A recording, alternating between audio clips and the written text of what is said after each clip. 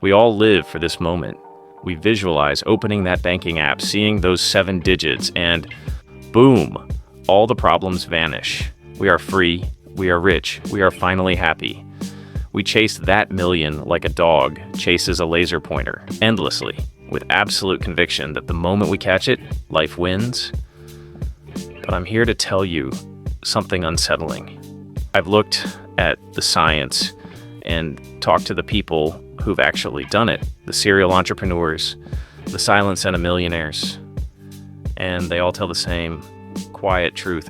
$1 million is the first and often cruelest trap. This is not some sad pity party. This is a scientific breakdown of the first million paradox. Today, we're not just looking at the number. We're dissecting the psychology.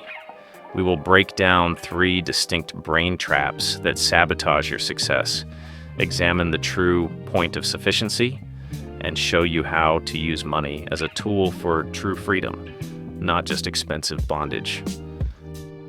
The first is the siren song when hedonic adaptation strikes back. Let's be brutally honest, when you buy your dream, it feels incredible. That first-class flight, that Tesla, that penthouse view, it feels like you've unlocked a new level of human existence. But for how long? Your brain is the ultimate nerd.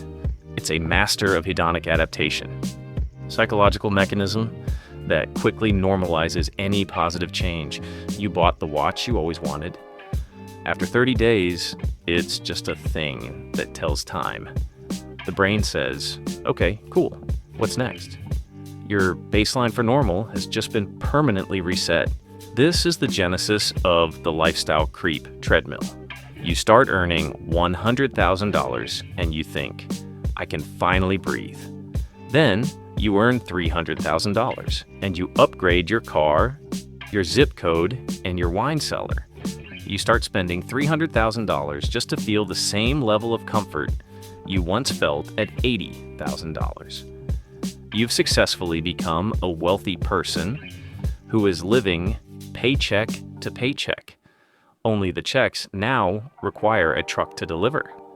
The cruel irony is that chasing wealth this way just locks you into a more expensive, more stressful version of the life you were trying to escape. The problem of comparative wealth. And it gets worse. You're not just adapting to your own wealth, you're comparing it to others. This is the social comparison theory in overdrive. Once you enter the millionaire sphere, you suddenly realize you were the poorest person in the room. You used to be the wealthiest person in your old neighborhood. Now you're surrounded by people with yachts and private jets. The goalpost doesn't just move, it flies to the moon. Wealth suddenly becomes a never-ending relative game of status, and you can never win because there is always a bigger fish, a bigger house, or a faster jet. 2. The hard data. Dissecting the financial saturation point. So, if chasing endless zeros is a trap, what's the actual number that delivers maximum happiness? We turn again to the famous research, often led by Nobel laureate Daniel Kahneman. They identified the satiation point, the income level beyond which more money yields diminishing returns on emotional well-being. That sweet spot hovers around $75,000 to $100,000 annually in most Western countries. Why does this ceiling exist? Because that income level effectively eliminates poverty stress. You can pay your bills, you can afford health care, you can fix your car, and you can provide for your family without constant fear. That lack of negative stress is the true source of financial joy. Here's the stunning insight. Going from $40,000 to $80,000 is life-changing. Going from $100,000 to $1 million is often just life-complicating. Your ability to buy better things increases, but your ability to enjoy them doesn't. You've simply traded basic scarcity for lifestyle complexity. The paradox of choice in wealth. This complexity is fueled by the paradox of choice. When you have unlimited options, buy a yacht, start a company, travel everywhere, the stress of making the optimal choice becomes paralyzing. You spend so much time optimizing your wealth, finding the right tax structure, the right advisor, the right investment, that the actual joy of having the money gets lost in the financial admin. It's like owning a gourmet kitchen, but only eating instant ramen because you're too busy calculating the caloric intake of the basil. Number 3, the shadow cost, the 3 new anxieties of affluence. Reaching ultra wealth doesn't eliminate anxiety, it just exchanges it for a new, more refined type of existential dread. Anxiety 1, social isolation and the ATM friend. The moment people know you have significant wealth, the dynamics of almost every relationship change. You become suspicious. Are they interested in me or my money?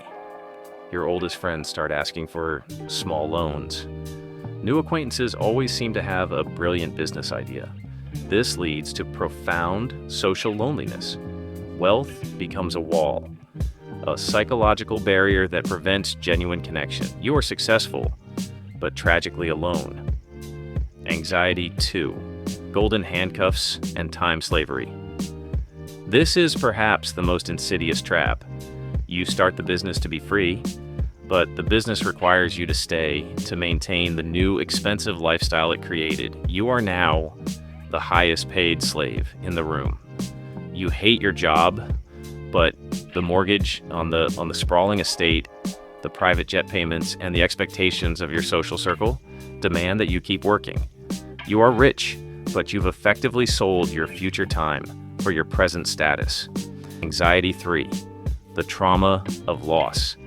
Imagine your portfolio is $10 million. If the market takes a 20% dive, a normal correction, you've just lost $2 million.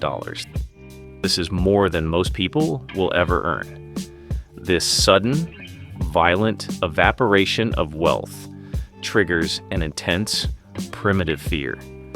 The stress of maintenance is far heavier than the stress of acquisition. The emotional burden of keeping the money often outweighs the initial joy of getting it. 4, the exit strategy. How to buy time and find true sufficiency. So how do you actually use money to buy happiness and freedom? You have to aggressively re-engineer your spending. Rule number 1, the time to money arbitrage. Stop thinking of spending as luxury. Start thinking of it as an arbitrage opportunity. Buy back your time. If your hour is worth $100 and you can pay someone $20 an hour to handle your least favorite chores, cleaning, administrative tasks, grocery, shopping, you just netted $80 worth of free time to dedicate to high-value work, deep relationships, or pure leisure. This is the smartest investment you can make. Rule number 2, optimize for experience, not possessions. Your brain adapts quickly to objects, but it adapts slowly to novelty and shared experiences. Instead of a new watch, buy a trip to a country you've never been to. Instead of a fancy car, invest in a course to learn a new, challenging skill. These investments build memories and identity, things that increase in value over time, rather than depreciating instantly. Rule number 3, define and hit your sufficientarian number. Stop running the rat race on other people's terms. Ask yourself the most critical question. How much money do I need to live the life I genuinely want without fear, debt, or the pursuit of status? This sufficientarian number is a specific, actionable financial goal. When you hit it, you are free to slow down. You can negotiate your work, pivot your career, or finally dedicate serious time to passion projects.